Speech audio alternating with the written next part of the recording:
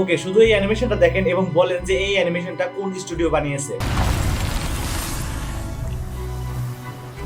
আর এটা দেখার পরে আপনার মনে হয়তো সরাসরি চলে এসেছে মাপ্পা স্টুডিও কিংবা উফুটেবল কিংবা বোনস অ্যানিমেশনের কাজ। বাট বিষয়টা হলো এটা কোনো অ্যানিমেশন স্টুডিও বানায় নাই, এটা শুধুমাত্র একজন মানুষ 1 বছরের থেকেও বেশি সময় নিয়ে জাস্ট এই 6 মিনিটের অ্যানিমেশনটা বানিয়েছে। আর এইটা পুরো মাইন্ড ব্লোয়িং একটা অ্যানিমেশন ছিল। আর এই অ্যানিমেটর একটা পোস্ট করে জানিয়েছিল যে কোনো ফ্রেমে 1 সেকেন্ড অ্যানিমেট করতে তার প্রায় 1 সপ্তাহেরও বেশি সময় লেগেছে। আর এইখানে শর্ট ফাইটের সময় যে শর্টের আওয়াজগুলো ছিল ওইগুলাও সে নিজে নিজে তৈরি করেছে এবং রিয়েল শর্ট ইউজ করে এই সাউন্ড রেকর্ড করার পরে এখানে ইউজ করা হয়েছে। আই মিন এটা একটা ক্রেজি প্রজেক্ট ছিল বিকজ অফ এখানে আমরা কিন্তু অনেক ধরনের ফ্যান অ্যানিমেশন দেখছি, বাট এই লেভেলের ফ্যান অ্যানিমেশন এর আগে কোনোভাবে আমি কোনো সময়ই দেখি নাই। এখন আপনাদের এটা কেমন লাগছে অবশ্যই জানাবেন। আর আপনারা যদি এই অ্যানিমেশনটা দেখতে ইচ্ছা হয় তাহলে ইউটিউবে গিয়ে সরাসরি সার্চ করতে পারেন the mission a challenger short film. আর এই অ্যানিমেশনটা দেখার পরে বাই ডিফল্ট আমার একটা অ্যানিমের কথা মনে পড়ে গেল, সেটা হলো চেনসো ম্যানের ক্রিয়েটর যে নতুন শর্ট অ্যানিমে রিলিজ করেছিল সেটার কথা।